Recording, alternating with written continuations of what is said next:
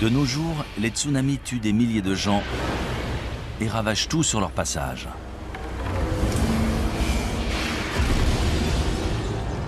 Les séismes détruisent des villes entières. Et les ouragans dévastent le paysage, entraînant des centaines de morts et des milliers de réfugiés dans leur sillage. Il y a toujours eu des catastrophes naturelles sur Terre. Ces catastrophes peuvent-elles réellement effacer toute trace de notre existence, y compris l'art, l'architecture et la technologie? Non seulement c'est possible, mais c'est ce qui se produit inlassablement. D'importantes catastrophes naturelles ont très bien pu détruire d'anciennes civilisations sans en laisser de traces. On pensait avoir évolué naturellement du statut de chasseur-cueilleur vers des sociétés plus complexes, mais ce n'est pas si évident que ça.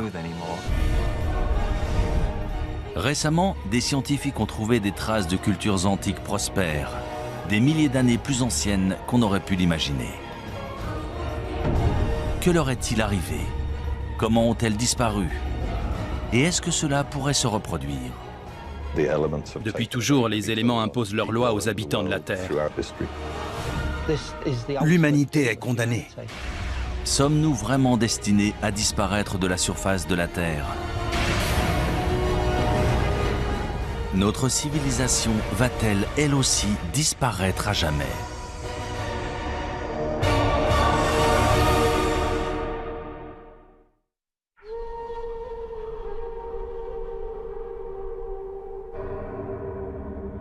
Le désert Roub al-Khali en Oman. Ce territoire menaçant et désolé de la péninsule arabique est indiqué sur les cartes sous le nom de quart vide. Ses sables mouvants et sa chaleur écrasante sont le repère de solifuges venimeuses, d'échides mortels et de bandes de bédouins nomades.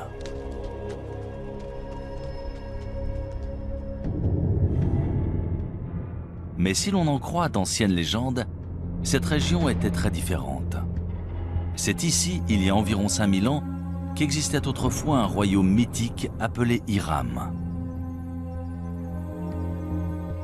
Connu pour sa richesse et sa splendeur, Dieu l'aurait détruit pour le punir de sa vilainie et de sa corruption. On en parle dans différentes sourates du Coran. Il est dit que le vent s'est mis à souffler et a détruit la ville parce que ses habitants ne voulaient pas suivre la parole de Dieu. Des prophètes sont venus pour essayer de les changer, de les purifier, mais ils ont refusé. Du coup, la ville et sa civilisation ont été détruites.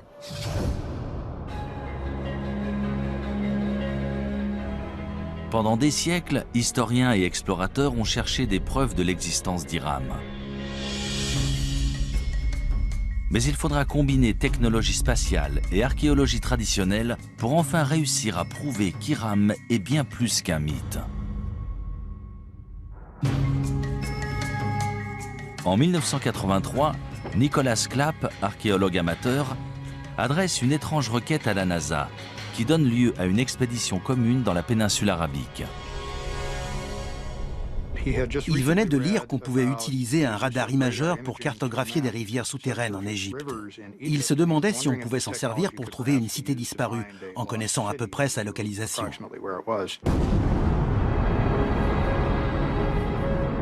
Transportée à bord de la navette Columbia, cette technologie appelée radar imageur spatial fonctionne comme un appareil de radiographie souterrain. On enregistre d'abord des images depuis l'espace, puis on les modifie numériquement pour faire ressortir des détails invisibles à l'œil nu, notamment d'anciens lits de rivières et des routes de caravanes aujourd'hui enfouies sous le sable. Je n'aurais jamais cru qu'on pourrait découvrir depuis l'espace une cité disparue. Mais ils ont persisté et étudié des détails qui semblaient intéressants. Les images satellites ont un gros avantage. Elles permettent d'observer une région entière, de voir les détails dans leur contexte. Voilà une image d'un radar spatial d'une partie du Sahara, le désert au sud-ouest de l'Égypte, aujourd'hui l'un des endroits les plus secs de la planète. Cette large bande, c'est un ancien canal fluvial aussi large que la vallée du Nil. Et à l'intérieur, on peut voir un canal plus petit. Et voilà ce qu'on verrait une fois sur place. Là, on est au milieu de l'un de ces fleuves et on regarde une rive découpée plus haut. Ça a été une sacrée découverte. Dans l'Antiquité, les gens dépendaient de ressources, comme nous. Ils avaient besoin d'eau et de réseaux de transport. On a vu la relation entre ces différents éléments et découvert des pistes dans cette zone. Ça a été un point de départ dans notre recherche d'Iram. Les images satellites de Roub al-Khali montrent aussi d'anciennes routes de caravanes convergeant vers une zone le long de la frontière est du quart vide.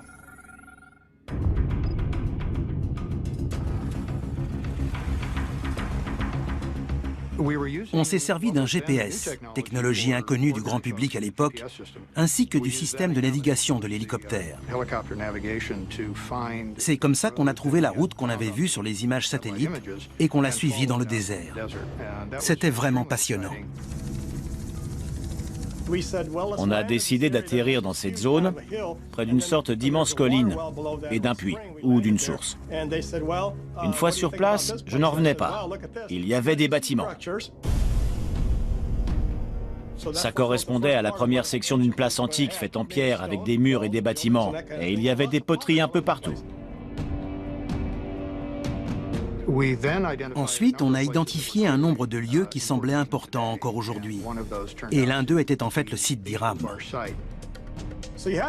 Des centaines de milliers de caravanes constituées de centaines de milliers de chameaux et d'ânes transportaient des marchandises et des tissus depuis et vers la côte, en passant par ce site antique d'Iram. C'était un comptoir où se rassemblaient les caravanes de chameaux avant de traverser le désert. Il y avait une forteresse qui servait en fait à protéger la réserve en eau. C'est là qu'on contrôlait les caravanes de chameaux. Si elles voulaient traverser cette zone, il fallait payer une taxe. Après des fouilles plus poussées du site, on découvre les vestiges de 8 tours reliées par des murs de 9 mètres. Cela correspond à la description d'Iram dans le Coran, appelée aussi « cité des nobles piliers ». Mais si cette cité légendaire a bien existé, tous les autres détails à son sujet sont-ils vrais?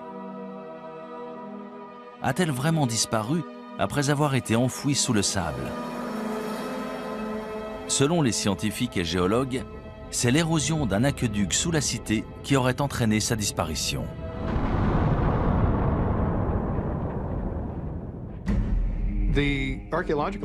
Si l'on en croit les preuves archéologiques autour du site, lorsque les réserves en eau ont diminué, la forteresse s'est effondrée dans un entonnoir et les gens ont fui. Beaucoup sont morts. Les légendes anciennes relatent le même sort étrange. Mais un tel événement peut-il réellement avoir éradiqué un peuple entier? Peut-il vraiment avoir détruit toute trace d'une culture, d'une langue et d'une civilisation? D'après de nombreux archéologues et historiens modernes, de telles conséquences dévastatrices sont tout à fait envisageables. On ne sait déjà presque rien de notre histoire quand on remonte à 3, 4, 5 000 ans en arrière. Alors, si l'on remonte avant la dernière glaciation, voire les 2 dernières, tout a changé, y compris les civilisations, les organisations et les communautés humaines. Tout a été perdu. Les premières cultures, en particulier celles qui n'avaient pas l'écriture, ont été en grande partie oubliées. On n'a aucune trace historique et les seules traces qu'on puisse trouver sont archéologiques. Cela sous-entend qu'un archéologue trouve des vestiges de ces civilisations et se base dessus pour reconstruire leur histoire.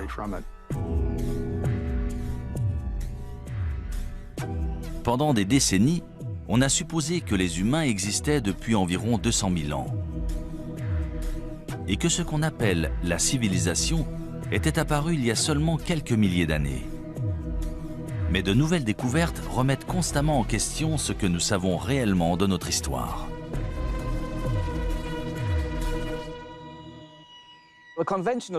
On dit qu'une civilisation naît en même temps que les premières villes et les premiers écrits. C'est ce qui est arrivé entre 3000 et 5000 ans avant Jésus-Christ en Mésopotamie, soit à l'Irak aujourd'hui.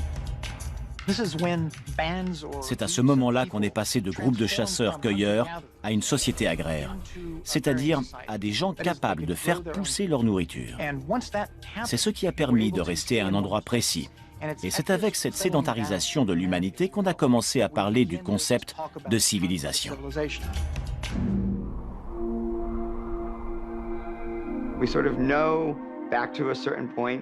On sait à peu près ce qui s'est passé entre aujourd'hui et il y a 10 000 ans. Grâce aux études évolutionnaires, on sait à peu près quand les hommes sont apparus. Mais la période entre l'apparition des hommes et celle des civilisations qu'on connaît est très vaste. C'est excitant de découvrir jusqu'où remonte la civilisation. Si Hiram a vraiment existé, combien d'autres civilisations anciennes sont ensevelies et attendent d'être découvertes? Quand ce sera fait, que trouverons-nous? Des preuves de notre passé antique ou des indices de notre destruction future? Şanlıurfa, est de la Turquie, 1994. Tout en haut d'un versant de colline, dans une région rurale, la charrue d'un fermier kurde s'arrête brusquement lorsqu'il touche une grosse pierre rectangulaire à moitié enfouie. Pendant plusieurs jours, il essaye de déterrer cet objet tenace, jusqu'à ce que se produise l'inattendu.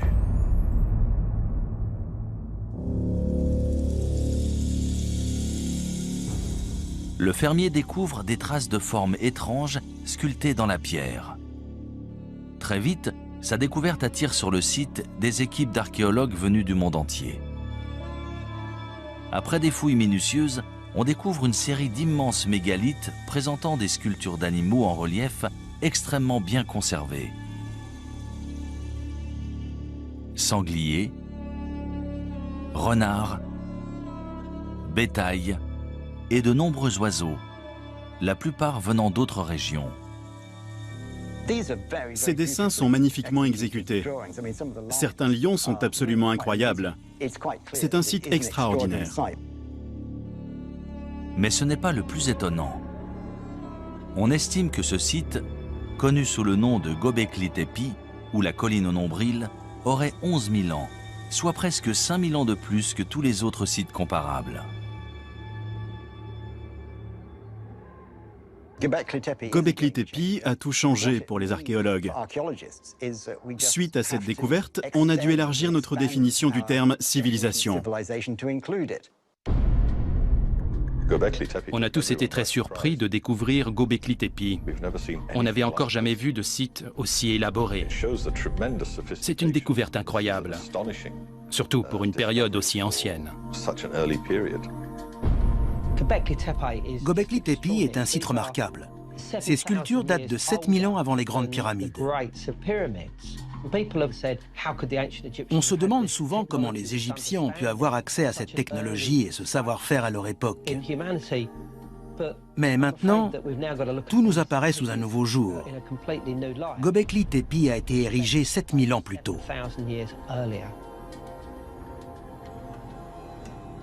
Récemment, l'imagerie radar du site a permis de révéler un gigantesque complexe présentant plus de 20 grandes structures ovales. Chacune est composée de colonnes mégalithiques en forme de T, ainsi que de 4 piliers sculptés en calcaire, reliés par des murs d'1,80 m et disposés dans un cercle mesurant entre 10 et 30 mètres de diamètre. Ils avaient tout organisé, tout prévu. Ils ont réussi à mobiliser des ouvriers et à entretenir ce site qui a ensuite été visité pendant de très longues années. Chaque pierre devait peser entre 15 et 20 tonnes, certaines même entre 40 et 60 tonnes.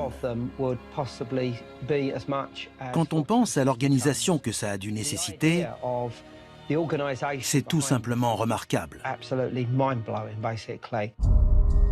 De toute évidence, il devait y avoir des centaines, voire des milliers de personnes impliquées dans ce projet.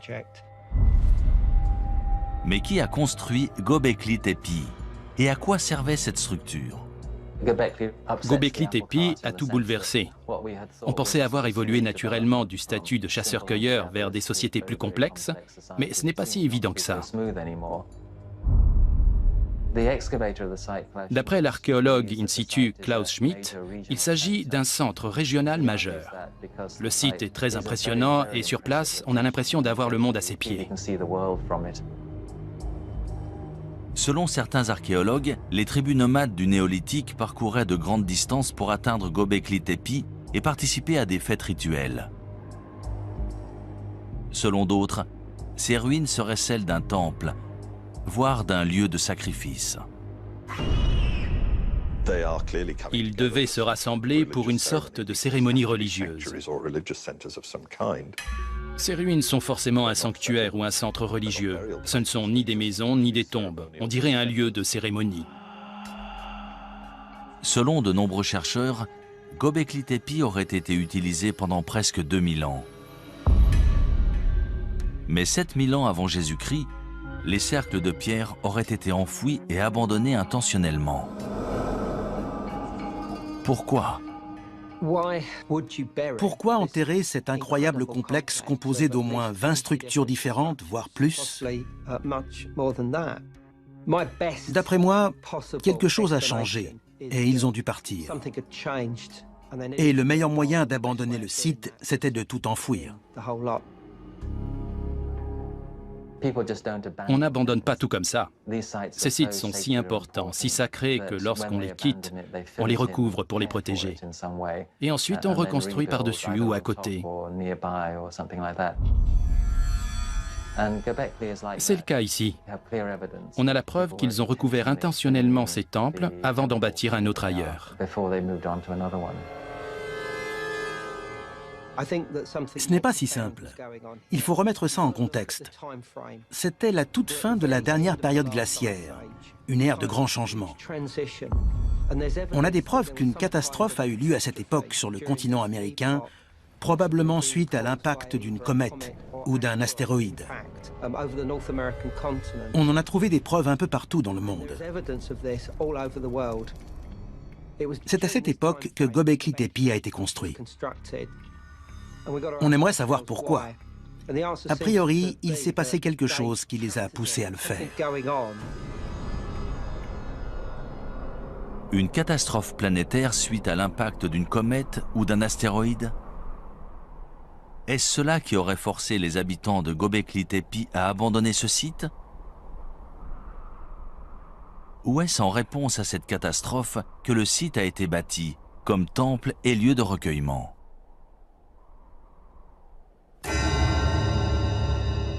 Selon certains chercheurs, la réponse se trouve tout près, au mont Ararat. Dans la Bible hébraïque, c'est là que l'arche de Noé aurait échoué une fois les eaux du déluge refluées. En fait, le mont Ararat se trouve à seulement une centaine de kilomètres de Göbekli Tepe. Quand on observe les animaux sculptés à Göbekli Tepe, il est impossible d'expliquer pourquoi certains d'entre eux ont été représentés étant donné qu'on ne les trouve pas dans cette région. Est-ce que certains de ces animaux vivaient dans cette région à l'époque? Et dans ce cas, d'où venaient-ils? Si l'on en croit la mythologie, il s'agirait des animaux de l'arche de Noé. On a beaucoup étudié les origines du déluge. Ce récit existe un peu partout dans le monde. Il existe une version Ojibwe, une version amérindienne, une version chinoise, et on en parle dans la mythologie grecque et la mythologie hindoue. Il est tout à fait possible que des événements réels aient inspiré la mythologie et les légendes. Ces récits du déluge parlent peut-être de vrais déluges. Ces mythes et récits narrant un déluge et le sauvetage de nombreux animaux à bord d'une arche sont-ils vraiment inspirés de faits réels? Nous trouverons peut-être une réponse en étudiant d'autres civilisations disparues. Que vont-elles nous révéler du mystérieux passé et du futur incertain de l'humanité ?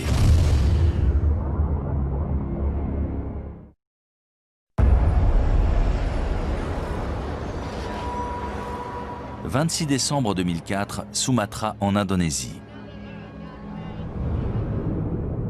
Un gigantesque séisme sous-marin de magnitude 9,1, dont l'épicentre se situe au cœur de l'océan Indien, génère un tsunami dévastateur. En quelques minutes, il fait plus de 230 000 morts et plus de 2 millions de réfugiés.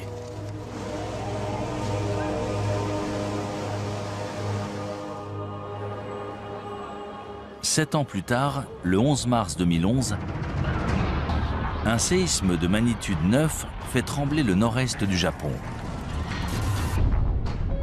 C'est le plus puissant séisme qu'ait jamais subi l'île. Quelques minutes plus tard, un tsunami de 9 mètres balaye les terres, emportant des villes entières et environ 23 000 personnes.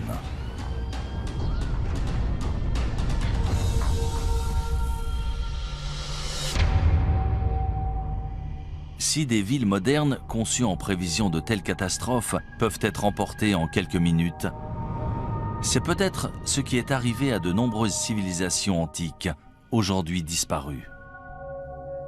Il y a toujours eu des catastrophes naturelles sur Terre. Tsunamis, séismes, éruptions volcaniques, et cela bien avant qu'il y ait des hommes pour en faire le récit. On sait que les volcans ont fait des ravages parmi les civilisations. Pompéi en est l'exemple parfait. Le Vésuve est entré en éruption et une région entière a été figée dans le temps et détruite. Les cités de Pompéi et Herculanum ont été ensevelies sous les cendres et les pierres volcaniques, mais aussi sous les coulées de lave qui les ont atteintes.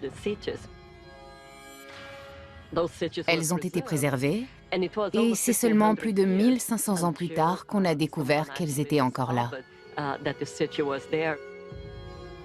Malheureusement, face à une catastrophe naturelle de cette ampleur, même une société sophistiquée et à la pointe de la technologie risque soit d'être suspendue et de perdre des décennies de progrès, soit d'être complètement détruite.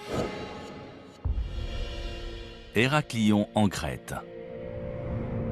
En 1894, Sir Arthur Evans, linguiste et archéologue britannique, se rend sur cette île de la mer Égée pour traduire des tablettes en argile récemment découvertes et supposées datées de l'Antiquité grecque. Cependant, ce qu'il découvre surprend les historiens du monde entier. Cette écriture hiéroglyphe n'est pas grecque, mais issue d'une civilisation inconnue datant de 5000 ans avant Jésus-Christ. 3 ans plus tard, Sir Evans mène une expédition et découvre ce qu'on appellera le palais de Knossos.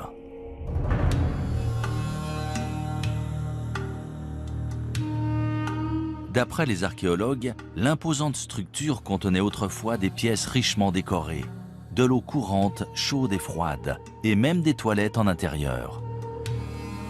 Sir Evans nomme les bâtisseurs du palais les Minoens, en hommage au roi mythologique Minos de Crète. Lors de l'âge de bronze, la civilisation minoenne était toute puissante dans l'est de la Méditerranée. Elle avait une immense flotte et faisait commerce avec pratiquement tous les peuples du bassin méditerranéen. La société de la civilisation minoenne en Crète a été la première à développer des palais très sophistiqués, avec des cours pour tenir des cérémonies, des fresques et une architecture très élaborée. De nos jours, on considère les Minoens comme la première grande puissance en Méditerranée. Ils ont régné entre 2500 et 1600 avant Jésus-Christ. Mais comment un peuple si puissant et avancé a-t-il pu disparaître ainsi ? Selon de nombreux chercheurs, on peut trouver la réponse en étudiant l'une des plus importantes éruptions volcaniques de l'histoire de la civilisation, à 110 km au nord de la Crète, sur l'île de Santorin.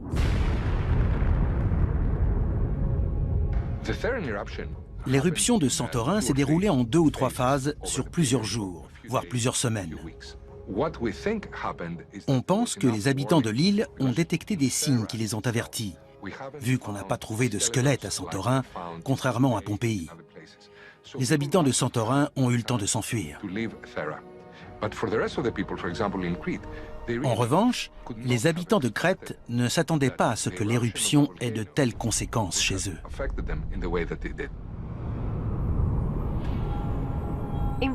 En volcanologie, on parle de différents types d'éruptions volcaniques, de petites éruptions présentant surtout des coulées de lave, aux éruptions pliniennes ou ultrapliniennes si elles sont très importantes. Celle de Santorin était une éruption plinienne, peut-être même ultraplinienne. Elle était très explosive, à tel point qu'elle a détruit une majorité de l'île.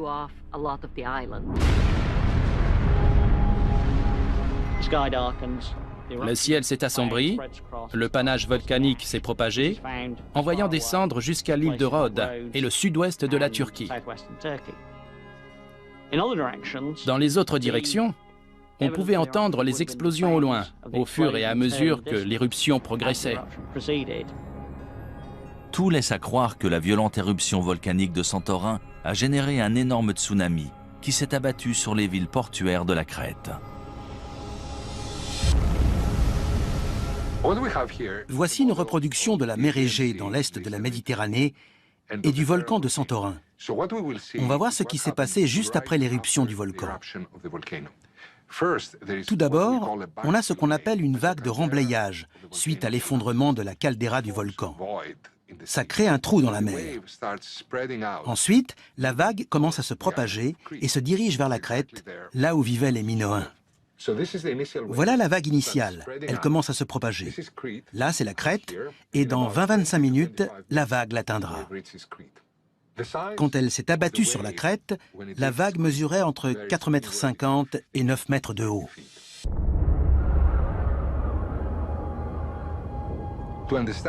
Pour comprendre ce qu'ont vécu les Minoens à l'époque, on peut observer ce qui s'est passé au Japon en mars 2011. C'est un énorme tsunami dont l'impact sur notre société se ressent encore chaque jour. Les Japonais ont réussi à se relever, mais ils n'étaient pas seuls. Le monde entier les a soutenus. Les Minoens, eux, n'avaient personne vers qui se tourner.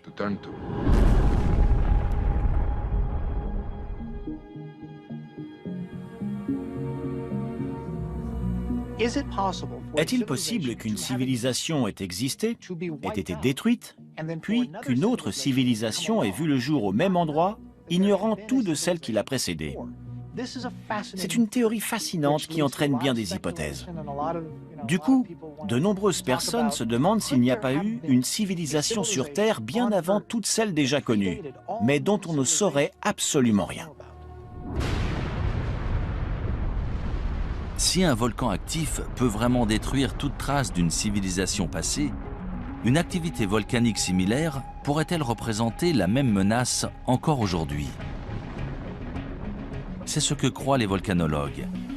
Ils s'inquiètent qu'une telle catastrophe puisse menacer la côte est des États-Unis. L'île de La Palma, près de Tenerife dans les Canaries, présente une faille. On pense qu'une grande partie de l'île pourrait s'effondrer dans l'océan et, de ce fait, générer un gigantesque tsunami. L'effondrement d'un volcan dans les îles Canaries, le Cumbre Vieja ou La Palma par exemple, pourrait entraîner des dommages sur 20 000 km de côte, de Terre-Neuve jusqu'à la côte est des États-Unis, en passant par les Caraïbes et le nord du Brésil. D'après les simulations, lorsque la vague atteindra la côte est des États-Unis, elle fera 10 à 20 mètres de haut.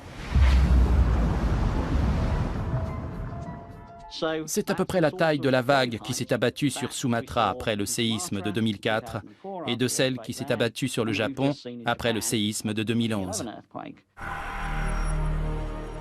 Une catastrophe naturelle de type éruption volcanique, séisme ou tsunami, peut-elle réellement détruire toute trace d'une civilisation? Au point de bouleverser l'histoire de l'humanité pour les siècles à venir. La réponse se trouve peut-être dans un ancien cimetière rempli d'or. dans une ville côtière sur la mer Noire.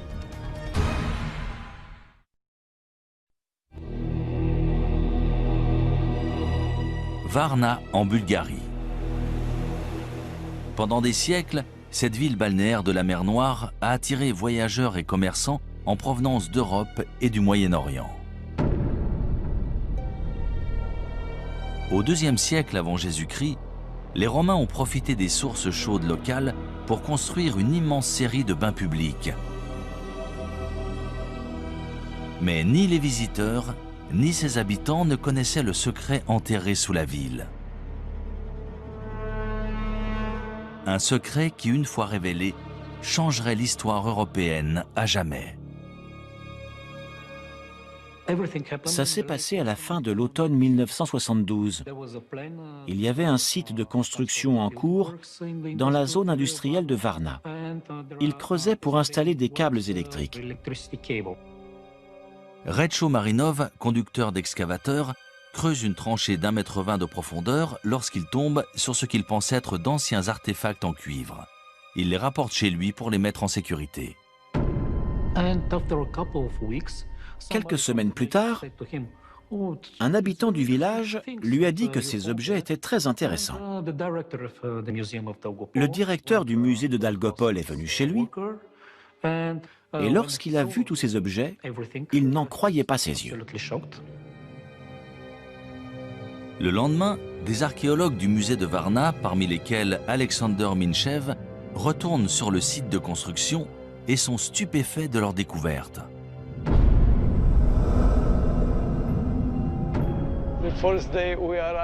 Lorsqu'on est arrivé sur le site, on a vu plusieurs pièces d'or sur la route, écrasées par des semelles de chaussures. Les ouvriers de l'usine passaient plusieurs fois par jour, sans le savoir, près de ces kilogrammes d'or. Personne n'aurait cru que de tels trésors étaient cachés sous un champ, dans une zone pareille. Après des fouilles plus poussées, on découvre que ce terrain non exploité est en fait le site d'un cimetière oublié. Il contient plus de 300 tombes datant d'environ 4500 ans avant Jésus-Christ, selon les archéologues. En plus des ossements d'anciens résidents de Varna, ils découvrent des preuves troublantes d'une ancienne civilisation avancée et florissante.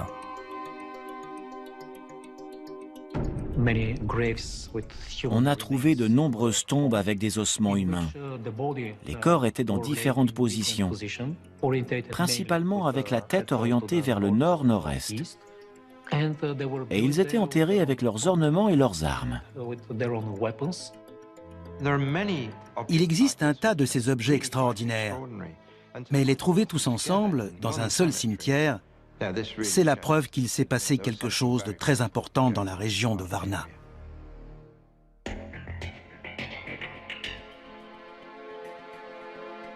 On a trouvé à l'intérieur de ces tombes plus de 15 000 artefacts à la conception élaborée, notamment des haches en cuivre et une grande quantité de bijoux en or et en jade.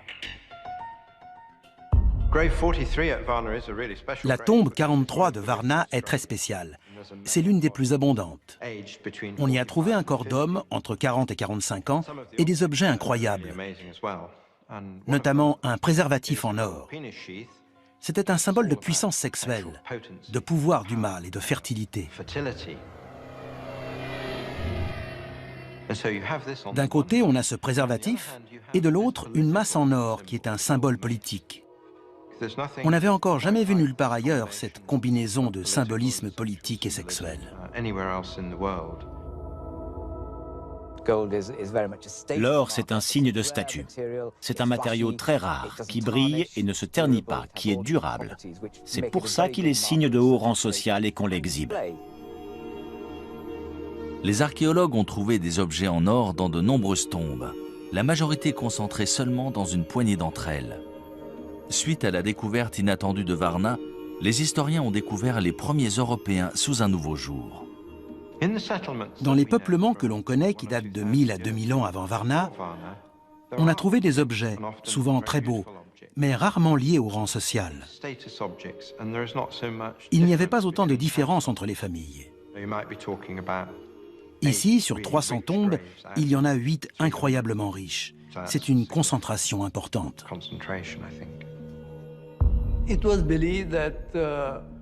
On suppose que pendant l'ère préhistorique, tous les hommes étaient égaux. Ils travaillaient ensemble, partageaient leurs récoltes. Il n'y avait aucune différence, ni d'ordre social, ni autre. Ils étaient sûrement comme nous. Ils aimaient l'or et les bijoux, et ils se servaient d'outils. Ils n'étaient pas différents de nous. Eux, c'est nous. Varna aurait servi de pôle aux commerçants préhistoriques qui transportaient des armes en cuivre vers des régions aussi éloignées que la France et l'Espagne. Presque 1500 ans avant la naissance de pôles de commerce similaires en Mésopotamie. Varna est aussi associé à l'armement, la guerre et les batailles. On a trouvé un grand nombre d'armes dans ces tombes. Haches de guerre, fer de lance, tête de flèche. Puissance et guerre vont toujours de pair. C'est évident.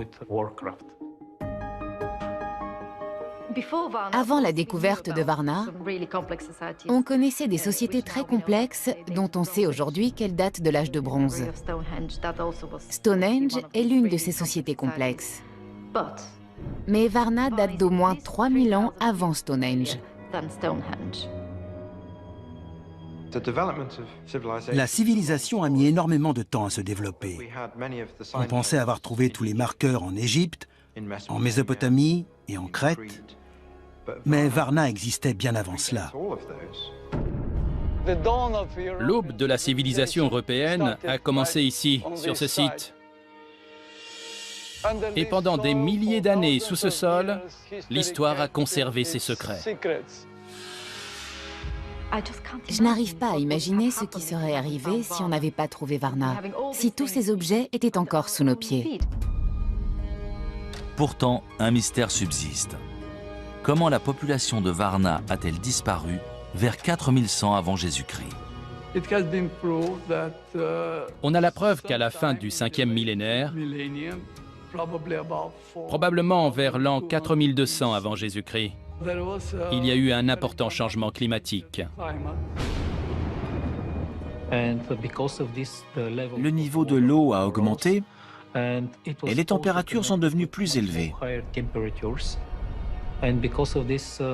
De ce fait, les conditions agricoles se sont détériorées. Est-ce qu'un changement climatique, sûrement à l'origine de sécheresses et de famines, pourrait avoir causé la disparition de Varna? Récemment, des fouilles archéologiques au Moyen-Orient nous ont fourni de nouvelles informations. D'après de nombreux archéologues et spécialistes, ces découvertes vont nous permettre de résoudre le mystère entourant la disparition de Varna et d'autres cités disparues. Mais d'autres se basent sur des preuves différentes, plus incroyables encore. Celles des catastrophes naturelles et des cataclysmes de proportions mondiales, voire nucléaires. Des preuves qui impliquent que le temps nous est compté.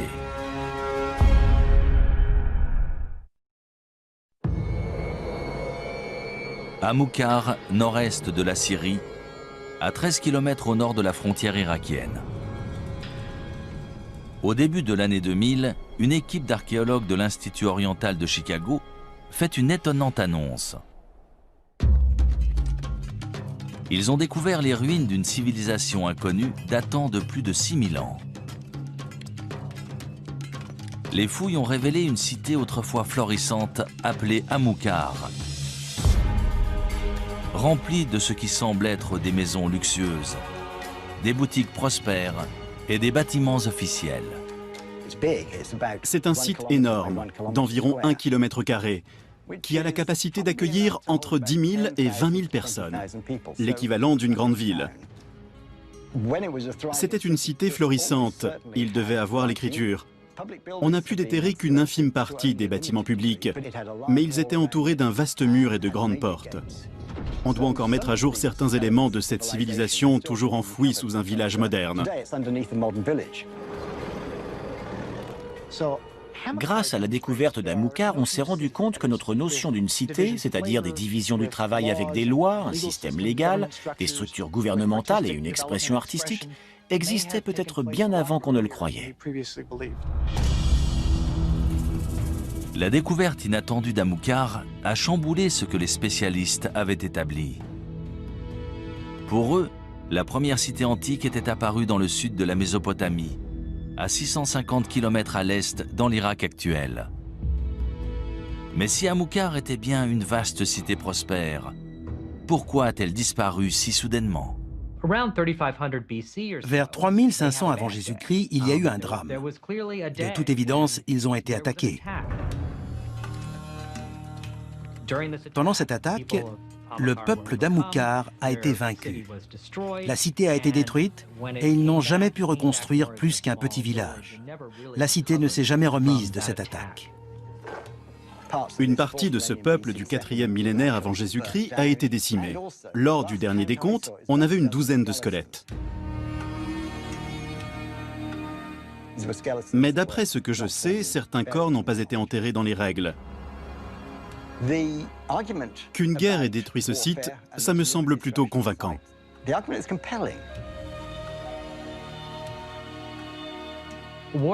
Au moment de la destruction d'Amukar, on se battait la plupart du temps à main nue. Mais on a des preuves que les habitants d'Amukar utilisaient des balles. Pas des balles de revolver, évidemment, plutôt des projectiles avec des frondes. C'est une hypothèse controversée mise en avant par les archéologues d'Amukar. Dans tous les cas, lorsque la cité a été détruite, le combat a fait rage et la cité a péri dans les flammes. C'est intéressant, car on sait depuis longtemps qu'à cette époque, d'autres cités se développaient dans le sud, comme Uruk par exemple. Mais aujourd'hui, on a de nouvelles preuves que des cités comme Amukar créaient leur propre civilisation en parallèle. Avec une telle dynamique nord contre sud, la destruction d'Amukar a pu sonner le glas de ces peuples du nord qui essayaient de créer leur propre mode de vie. Ils ont fini par être vaincus par les peuples du sud, ce qui a bouleversé le cours de l'histoire. À des centaines de kilomètres à l'ouest d'Amukar se trouvent les ruines d'un autre peuplement antique, Caramel.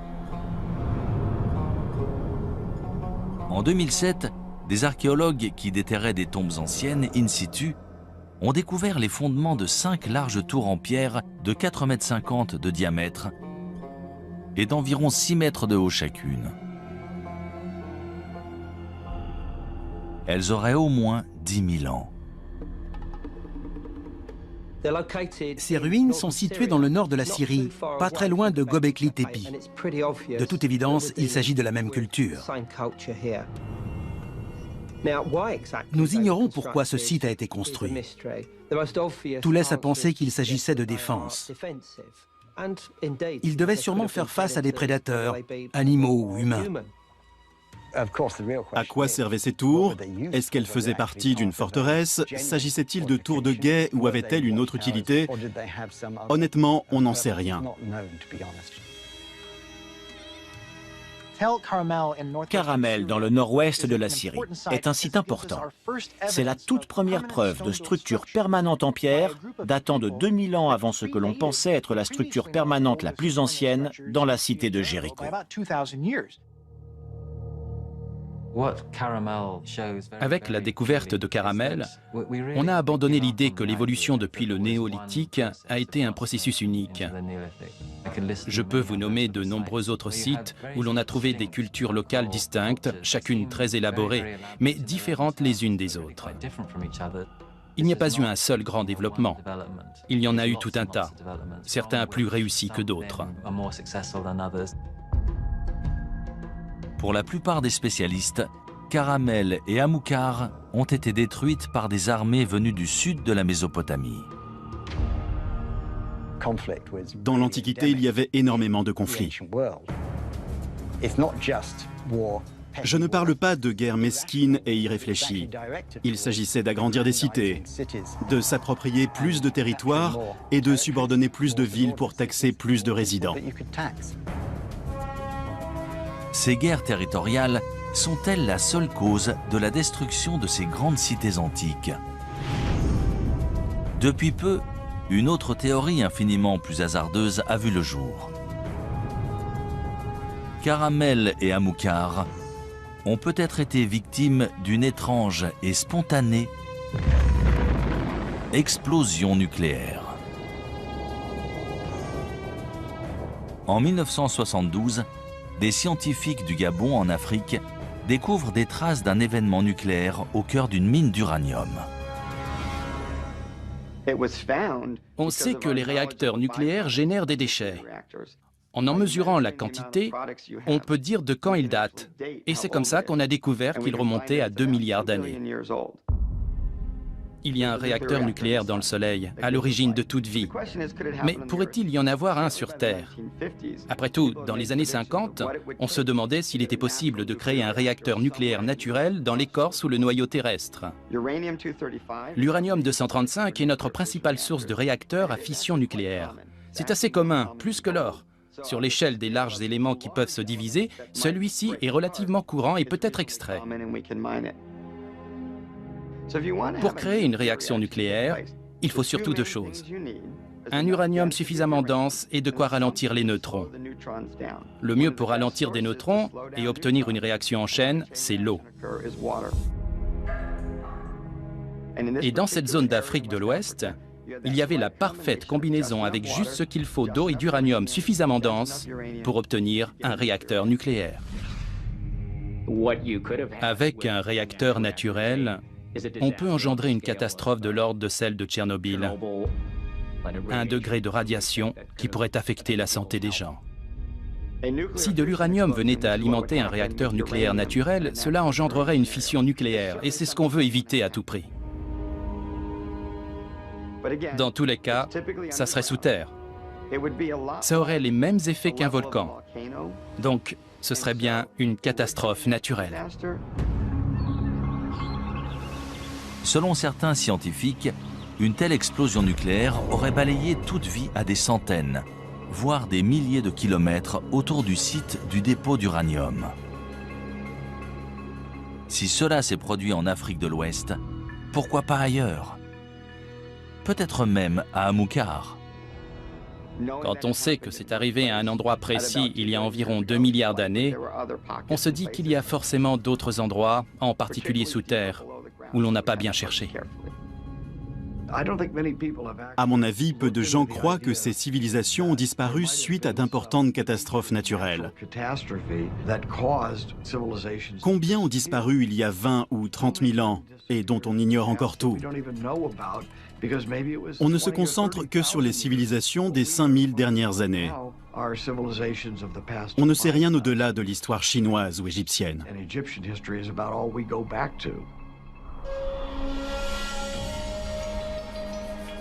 Ces civilisations préhistoriques ont-elles vraiment été anéanties par des explosions naturelles issues des profondeurs de la Terre?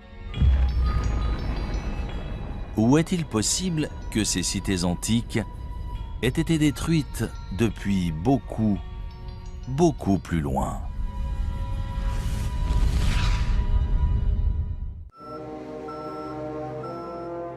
« 21 décembre 1968. Mission Apollo 8 de la NASA. Dirigée par le commandant Frank Borman, c'est la première fusée habitée à atteindre la Lune.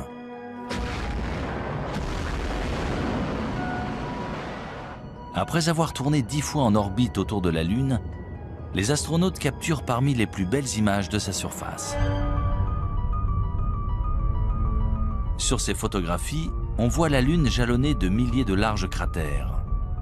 Certains y voient la preuve qu'elle a été le site d'une activité volcanique virulente. Mais d'après des preuves récentes, ces nombreux cratères seraient le résultat d'un incident plus sérieux. D'énormes impacts d'astéroïdes. Des astéroïdes qui ont peut-être aussi bombardé la Terre.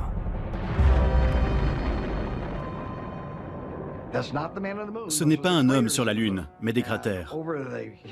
Et au cours de l'histoire de la Lune et du monde, de nombreux autres objets ont probablement touché la Terre, puis la Lune. Mais on n'en sait rien. La végétation et l'environnement ayant tout recouvert, au point qu'ils sont devenus presque indétectables.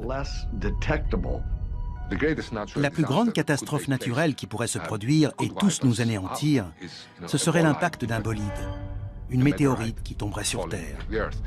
On sait que c'est une météorite qui est à l'origine de la disparition des dinosaures.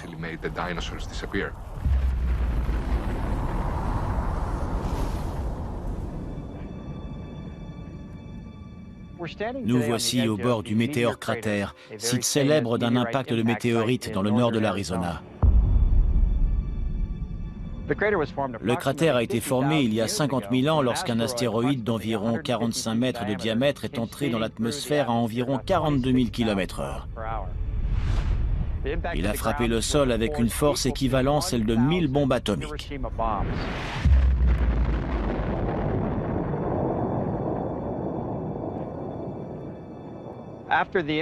Aujourd'hui, le cratère fait environ 1250 mètres de diamètre, 4 km de circonférence et environ 168 mètres de profondeur. Pour résumer, si l'on plaçait le Washington Monument au fond du cratère, la pointe de l'obélisque serait au même niveau que les bords du cratère. S'il se produisait un tel événement dans un endroit aussi peuplé que la ville de New York, par exemple, on estime que personne ne survivrait dans un périmètre de 16 km.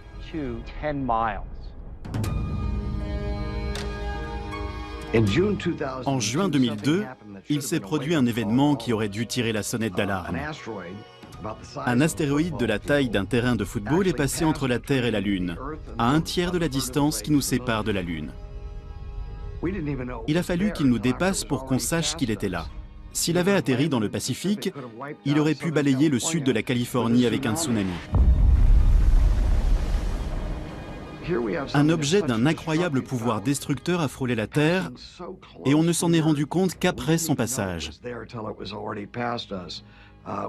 On ne peut pas laisser ce type de menace passer inaperçue à l'avenir. En 2005, la NASA a commencé à suivre les plus gros astéroïdes connus risquant de heurter la Terre. C'est ce qu'on appelle des objets géocroiseurs. Un objet géocroiseur est soit une comète, soit un astéroïde progressant dans l'espace proche de la Terre. Techniquement, c'est un objet qui peut se trouver à 45 millions de kilomètres de l'orbite de la Terre et dont la taille peut varier entre une balle de golf et un pâté de maison, voire plus. Même si de nombreuses météorites de la taille d'une balle de baseball entrent tous les jours dans notre atmosphère, ils se désintègrent dans la haute atmosphère. Seuls les astéroïdes d'au moins 30 mètres de diamètre risquent de frapper la surface de notre planète. Le dernier astéroïde le plus dévastateur a frappé la Terre le 30 juin 1908 au-dessus de la rivière Tunguska, en Sibérie russe.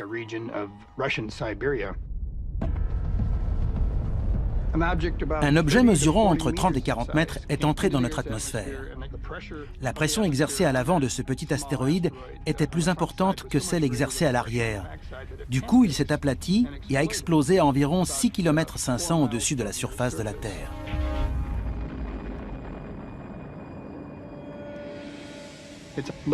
Des arbres sont tombés sur 2000 km². C'est une région inhabitée. Il n'y a donc pas eu de blessés, mais des rennes sont morts. Des arbres se sont renversés et il y a eu de nombreux dégâts. On parle d'environ 5 mégatonnes d'énergie, soit 385 fois l'énergie générée par la bombe d'Hiroshima à la fin de la Seconde Guerre mondiale. Même si l'impact d'un météore de la taille d'un terrain de football aurait des conséquences dévastatrices, les scientifiques redoutent surtout des objets encore plus gros.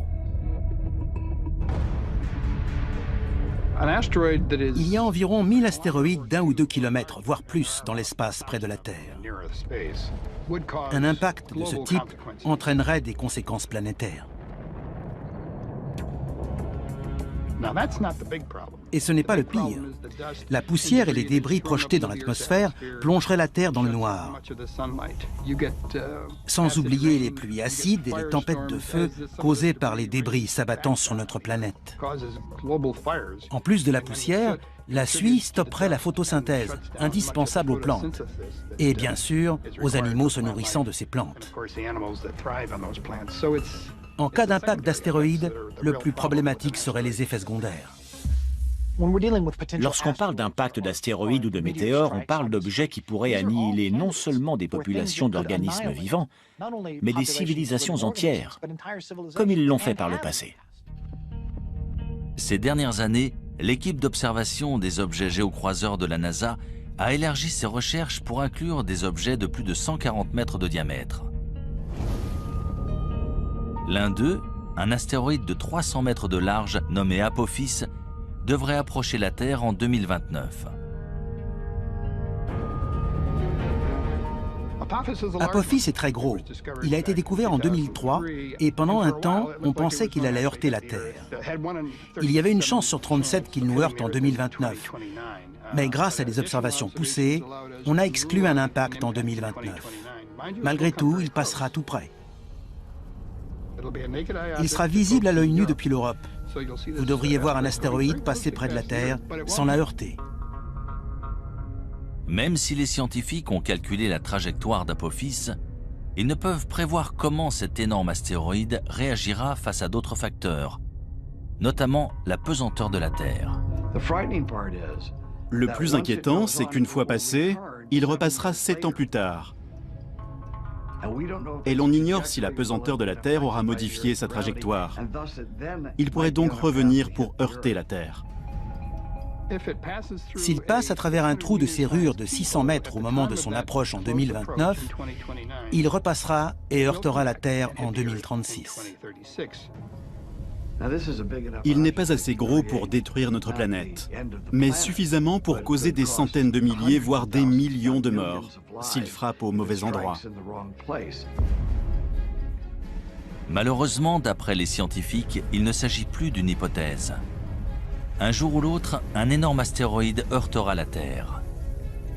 Lorsque cela se produira, est-ce que toutes les traces de notre civilisation disparaîtront ? Un astéroïde, un énorme rocher venu de l'espace, a-t-il dévasté l'écosystème au point qu'il n'en reste rien ? Il est possible de balayer une espèce entière et toute trace de ce qui existe. Cela pourrait-il expliquer pourquoi d'autres civilisations anciennes ont été détruites et pratiquement oubliées ? Il est très possible que des civilisations anciennes aient été détruites par des objets géocroiseurs qui nous ont heurtés. Objets qui ont complètement transformé la nature de la planète. Je sais que beaucoup de gens nous prennent pour des fous qui pensent que le ciel va leur tomber sur la tête. Non, le ciel ne va pas nous tomber sur la tête. Mais il y a bien quelque chose là-haut qui se dirige vers nous.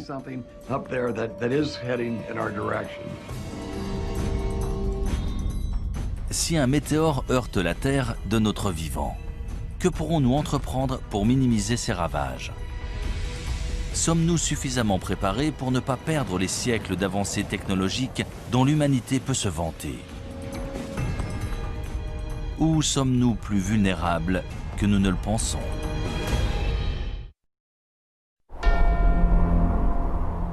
Le Kilimandjaro en Tanzanie. En l'an 2000, le paléoclimatologue Lonnie Thompson et son équipe de chercheurs ont foré au cœur d'un glacier recouvrant le pic de la montagne. Ils ont recueilli des échantillons de carottes de glace, preuve des conditions et changements climatiques non seulement depuis 20 à 30 ans, mais depuis des dizaines de milliers d'années. Une carotte est une colonne de glace. On en recueille plusieurs à la surface pour retracer l'histoire du climat et de l'environnement dans différentes parties du monde. Ces carottes ont des couches bien distinctes et en mesurant l'épaisseur de ces couches, on peut calculer l'évolution des précipitations dans le temps. Les bulles d'air préservées dans la glace retracent l'histoire de la composition de notre atmosphère. Là, on peut remonter jusqu'à 800 000 ans en arrière, en étudiant notamment le dioxyde de carbone, le méthane et le protoxyde d'azote. On peut même observer des micro-organismes pris dans la glace. D'ailleurs, on a ressuscité des organismes qui étaient dans la glace depuis plus de 50 000 ans. Tout ce qui est dans l'air est archivé dans la glace. On assiste à des périodes de calme, puis à des périodes où se produisent des cataclysmes. C'est ça la vie sur Terre, on passe de l'un à l'autre.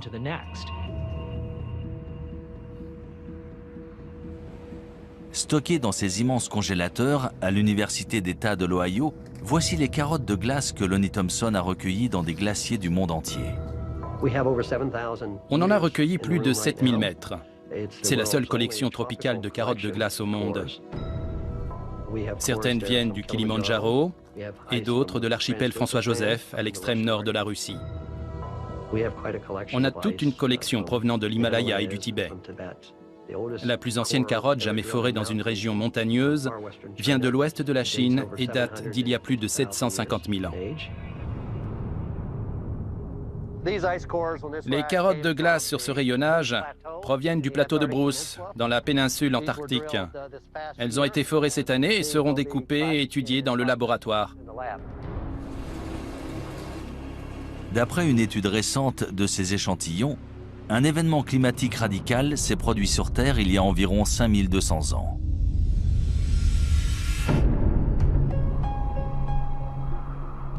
Ce changement soudain coïncide avec l'émergence de nombreuses nouvelles civilisations en Asie et au Moyen-Orient. Il semblerait qu'il y ait eu un renouveau partout dans le monde, mais on ignore pourquoi. Pourquoi c'est arrivé à ce moment-là? Pendant 100 000 ans, on avait une vie heureuse de chasseurs-cueilleurs. Et soudain, les choses ont changé. Qu'est-ce qui a entraîné ce changement? Il faut chercher un dénominateur commun. Et ce qui semble relier toutes ces sociétés agraires, c'est le climat.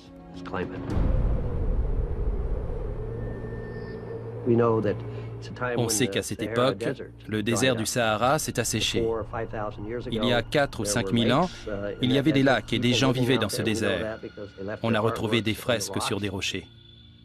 Si l'on en croit ces nombreuses preuves, il s'est produit un événement dramatique à cette époque. Si une catastrophe mondiale s'est bien produite, quelle en a été l'origine? Une sécheresse planétaire? Un météore qui aurait heurté la Terre et déposé suffisamment de poussière pour nous plonger dans le noir? Ou s'agirait-il d'une éruption volcanique? Les éruptions volcaniques sont essentielles pour une planète. C'est comme ça qu'elle perd sa chaleur primordiale. Ça fait des milliards d'années qu'il y a des éruptions volcaniques sur Terre. L'existence des hommes ne représente qu'une fraction de ce temps. Il y avait des éruptions volcaniques bien avant eux, et il y en aura bien après eux. Sans elles, la Terre ne serait pas ce qu'elle est aujourd'hui. On compte de nombreux volcans actifs à travers le monde, la plupart trop petits pour détruire la Terre à l'échelle mondiale. C'est sans compter sur un supervolcan. Il y a des volcans qu'on considère comme normaux. Ils rejettent une certaine quantité de lave et d'énergie et génèrent une explosion d'une certaine taille. Si la lave et les gaz d'un volcan sont particulièrement bien enfermés, la pression sera d'autant plus forte et l'explosion d'autant plus massive. Et c'est ce qu'on appelle un supervolcan. Certains volcans génèrent des éruptions très importantes. En général, ce sont les volcans autour de la ceinture de feu, ceux qui présentent des calderas, notamment en Nouvelle-Zélande, en Papouasie-Nouvelle-Guinée ou même en Alaska. Les scientifiques ont identifié au moins 7 supervolcans dans le monde. Le plus grand se trouve sous le parc national de Yellowstone, dans le Wyoming.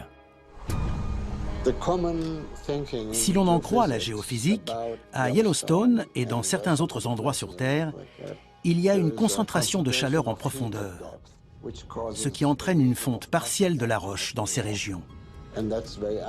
Et de ce fait, de temps à autre, cela peut provoquer une gigantesque éruption.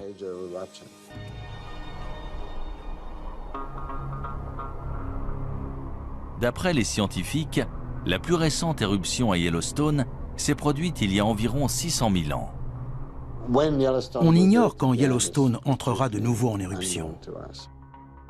On n'a aucun moyen de le savoir. Quand on prédit le temps ou un événement géologique, il y a toujours une marge d'erreur. On ne peut jamais savoir quand ça va précisément arriver. Yellowstone est un volcan relativement jeune. Il est entré en éruption pour la première fois il y a 2,5 millions d'années.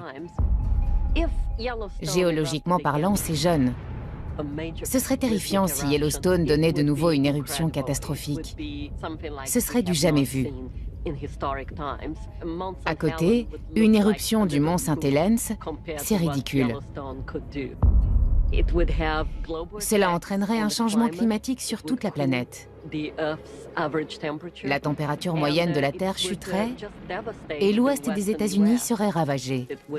Tout serait recouvert de cendres. Il n'y aurait plus d'agriculture. Et ça durerait un moment. Cette éruption bouleverserait notre civilisation.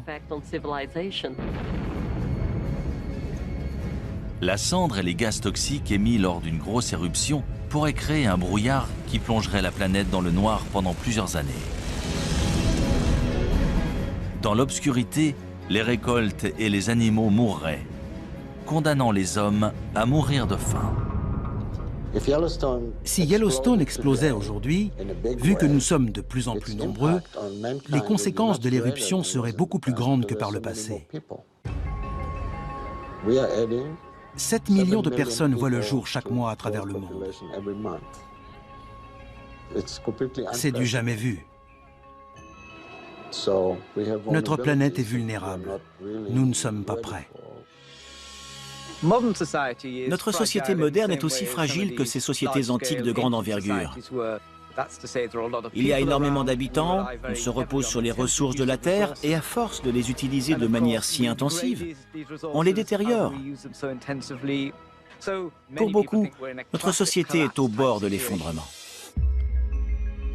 Les hommes sont des êtres très dépendants par nature. On a tendance à l'oublier dans notre société actuelle, mais il existe des forces bien plus puissantes que nous. Ces forces ont toujours été là et ont déjà bouleversé des cultures et des civilisations par le passé.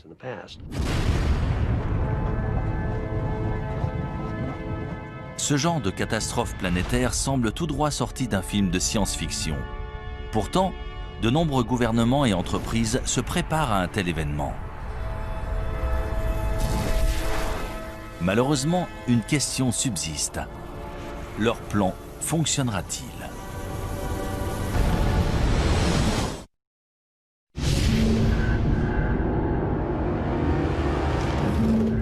Selon les scientifiques, notre planète a déjà subi plusieurs extinctions par le passé. Suite à ces événements, le nombre de plantes et d'animaux s'est vu réduit à quelques spécimens. Mais si notre civilisation devait soudain s'éteindre, est-ce que toute notre culture et notre technologie disparaîtraient ?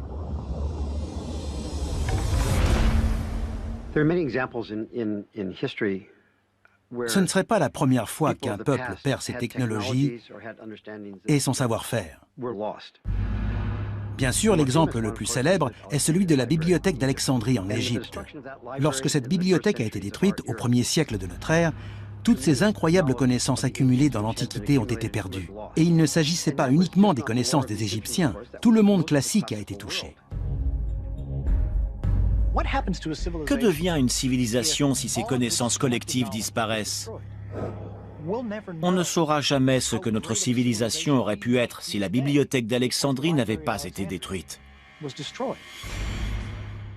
Les Égyptiens avaient un savoir incroyable, en particulier dans le domaine médical, et nous l'avons perdu. Est-ce qu'on en a recouvré ou redécouvert la majorité? Sûrement.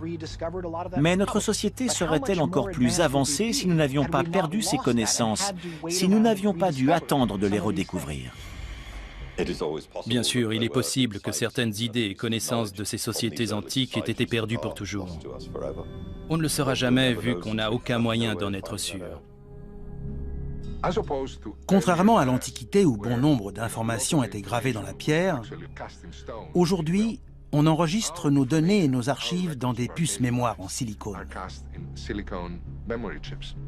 Si elles venaient à disparaître, dans des dizaines de milliers d'années, les gens auraient bien du mal à reconstruire nos vies et à se faire une idée de la façon dont on vivait. Paradoxalement, l'art rupestre préhistorique a probablement plus de chances de survivre que notre technologie moderne. Hutchinson, Kansas. À 200 mètres sous la ville se trouve un immense centre de stockage, aussi long que 35 terrains de football. En 1959, on a ouvert à l'intérieur d'une mine de sel la chambre souterraine d'Hutchinson pour protéger d'importants documents et biens du gouvernement pendant la guerre froide. Aussi appelée stockage éternel, c'est probablement la plus grande capsule témoin du monde. Une cave ou un sous-sol n'est pas toujours le meilleur endroit pour conserver des objets de valeur, mais il y a des avantages. La température est stable et les réactions chimiques responsables de la dégradation des objets dépendent justement des changements de température. L'humidité joue aussi un rôle important. Un degré d'humidité stable, ni trop élevé ni trop bas, c'est idéal pour la conservation. C'est l'une des raisons pour laquelle les musées ont toujours une température et un degré d'humidité stable. Et un moyen simple d'y parvenir, sans utiliser trop d'énergie, c'est de s'enfoncer sous terre. Dans cette mine, en plus, le sel absorbe naturellement l'humidité. Prenons le cuir qui a servi à rédiger les manuscrits de la mer Morte. Il a été lavé dans cette mer salée et le sel a agi comme un conservateur naturel, empêchant les microbes d'abîmer le cuir. C'est pour ça qu'ils sont encore en si bon état aujourd'hui. Parmi les objets précieux et rares stockés ici, les copies originales de nombreux films et programmes télé populaires, ainsi que des photographies et documents historiques importants. Grâce à une température constante de 20 degrés Celsius, cette chambre souterraine offre des conditions de préservation presque parfaites. Quelle que soit la civilisation, y compris la nôtre, quand on veut conserver un objet, il faut le mettre dans une chambre forte ou une grotte pour qu'il ne soit pas exposé aux éléments.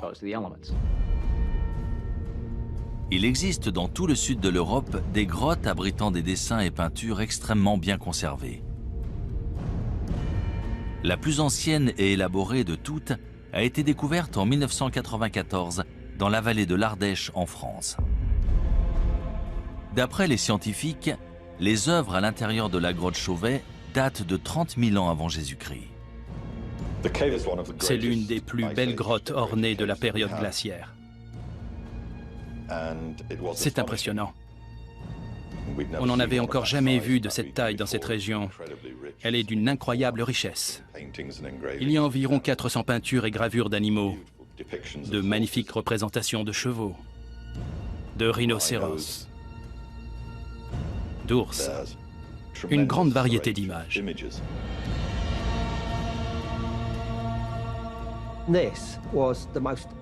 Ces représentations d'animaux sont tout simplement remarquables. Elles auraient leur place dans une galerie d'art actuelle. La datation et la qualité des peintures de la grotte Chauvet ont remis en question tout ce qu'on savait ou pensait savoir sur l'existence de l'homme sur Terre. Elles sont considérées comme les plus anciennes œuvres d'art créées par l'homme. Le plus intéressant, c'est qu'il s'agit d'Homo sapiens qui ont tenté de représenter des idées et pensées abstraites sur les murs d'une grotte, bien avant l'invention de l'écriture et bien avant n'importe quelle définition de civilisation. Pourquoi ont-ils fait ça? Ces artistes antiques ont-ils créé leur art sur des murs de pierre au cœur des grottes pour le protéger des générations futures? Dans 30 000 ans, les seules traces de notre existence seront-elles stockées en sécurité sous la terre? Tout ce qu'on sculpte dans la pierre, au bon endroit, peut potentiellement être conservé des milliers, voire des millions d'années, en particulier si ça se trouve sous la terre.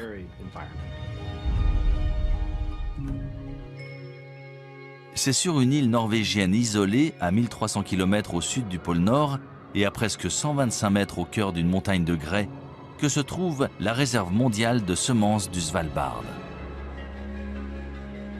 Il s'agit d'une mesure de protection en cas de perte accidentelle de la grande variété de plantes et de récoltes alimentaires sur Terre. Plus de 20 millions de graines sont stockées ici. Les graines sont stockées dans une mine de charbon abandonnée, transformée en une réserve stabilisée. Certaines graines peuvent survivre très longtemps, d'autres ont besoin d'être plantées, de pousser et d'être de nouveau récoltées. Ce n'est pas un environnement statique. Ici, les graines sont constamment renouvelées et échangées contre des graines issues d'autres réserves dans le monde. Cette réserve de graines a été conçue spécialement au cas où notre civilisation serait détruite.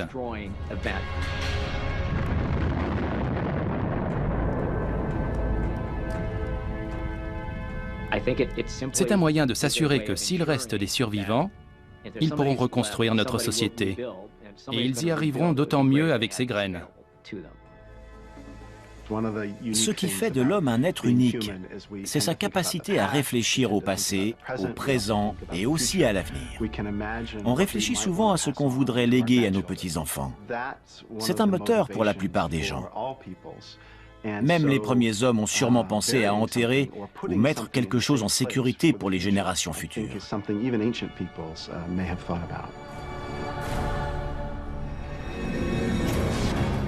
Si des civilisations anciennes ont délibérément conservé des preuves de leurs connaissances et technologies avancées dans des grottes ou structures souterraines, ces trésors cachés pourront-ils nous aider à savoir qui nous sommes et d'où nous venons?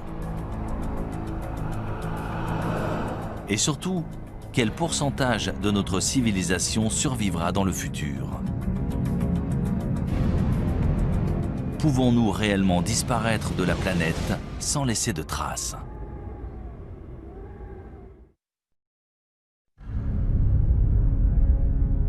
D'après les scientifiques, la planète Terre s'est formée il y a environ 4,5 milliards d'années. Pourtant, selon de nombreux spécialistes, l'humanité n'existe que depuis 200 000 ans. Pourrait-il se tromper? Des civilisations humaines ont-elles existé sur Terre il y a des centaines de millions d'années avant de disparaître sous la surface de notre planète sans laisser de traces? C'est probablement le cas, vu que la préhistoire humaine se mesure en millions d'années et que la civilisation, elle, se mesure en dizaines de milliers d'années. Il y a un trou, peut-être un type de civilisation qui nous a échappé. Tout semble indiquer que certaines civilisations très anciennes ont simplement disparu sans laisser de traces. 1 million d'années, même 100 millions d'années pour nous, c'est seulement une fraction de la durée de vie de la Terre. Il y a 100 millions d'années, des dinosaures vivaient sur Terre. Et si d'autres formes de vie existaient avant eux, il y a 1 milliard d'années? On n'a aucun moyen de le savoir et donc aucun moyen de dire « non, ça n'est jamais arrivé ». Si la Terre a bien subi une catastrophe planétaire, qu'est-il arrivé à la race humaine? Que se passerait-il si notre civilisation tout entière était balayée par une gigantesque éruption volcanique? Si l'atmosphère devenait toxique et qu'on mourrait tous, est-ce qu'on devrait de nouveau apprendre à faire du feu? Combien de temps ça nous prendrait? Seuls les habitants des régions les plus reculées survivraient. Ils redeviendraient des chasseurs-cueilleurs jusqu'à ce qu'ils arrivent à reconstruire une civilisation des milliers d'années plus tard. Si des civilisations passées ont bel et bien disparu, est-il possible que des traces de notre société moderne se retrouvent enterrées sous terre et finissent par être oubliées? Prenons l'exemple de Tchernobyl. On voit bien à quelle vitesse ces constructions modernes se sont délabrées. Regardez ces traces. En seulement 50 ans, la majorité de cette infrastructure s'est énormément détériorée.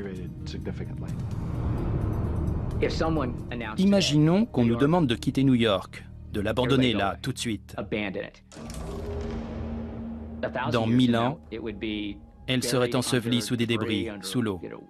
La plupart des bâtiments se seraient effondrés depuis longtemps. Allons encore plus loin, disons dans 10 000 ans. Je doute que quelqu'un arrive à reconnaître quoi que ce soit.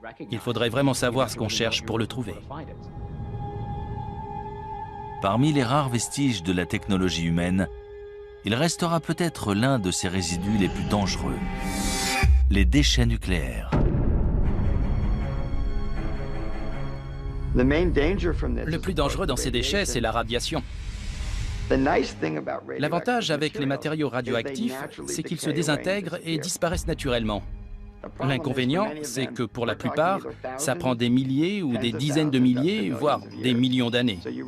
Il faut absolument concevoir une zone de stockage sûre qui les contiendra pendant très longtemps. Le traitement des déchets radioactifs issus de la création d'armes et de l'énergie nucléaire est sujet à controverse. On doit bien s'en débarrasser quelque part sur Terre. On a donc prévu de les enterrer profondément dans le sol. C'est la solution géologique au problème des déchets nucléaires. Le département de l'énergie des États-Unis a engagé une équipe de spécialistes qui étudie des sites de traitement des déchets nucléaires aux côtés d'ingénieurs. Ils espèrent concevoir un signe d'avertissement universel que les prochaines générations pourront comprendre pendant au moins 10 000 ans.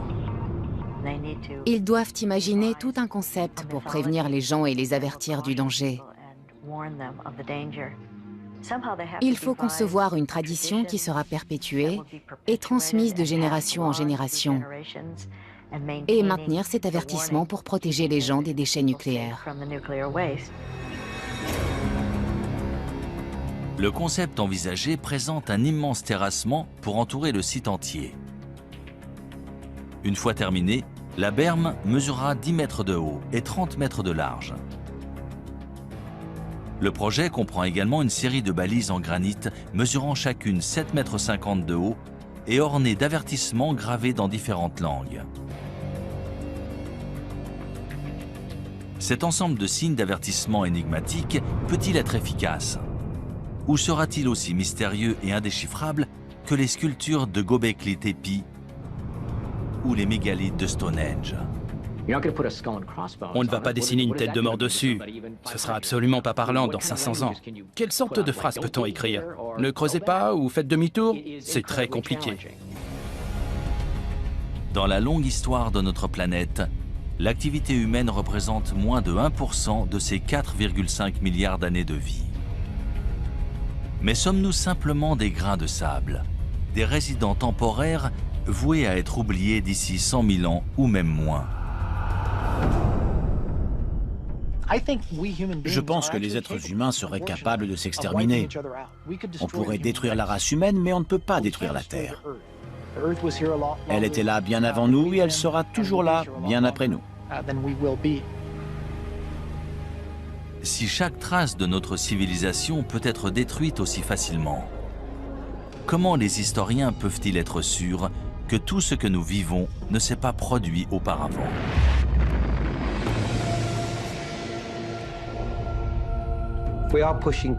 Plus ça va, plus on remonte loin dans l'histoire. À mon avis, on va finir par découvrir des vestiges qui nous feront réaliser que les civilisations ont bel et bien existé, bien plus tôt qu'on ne le pense. Des vestiges qu'on ne voit pas pour l'instant. Plus ça va et plus on repousse la date d'origine, qu'il s'agisse d'objets, des poteries par exemple, ou de la sédentarisation et l'usage du feu. Il ne faut jamais fixer une date et dire que ça n'existait pas avant. On finit toujours par trouver des preuves du contraire. Les civilisations ont sûrement évolué plus d'une fois. Elles ont été détruites par un événement, puis sont réapparues, et ça, c'est une leçon pour nous aujourd'hui. N'importe quel spécialiste vous le dira.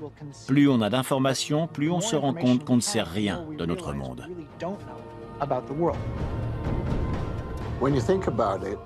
Quand on y pense, les traces écrites qu'on a de ce passé lointain sont si infimes qu'en fait, on ne sait presque rien.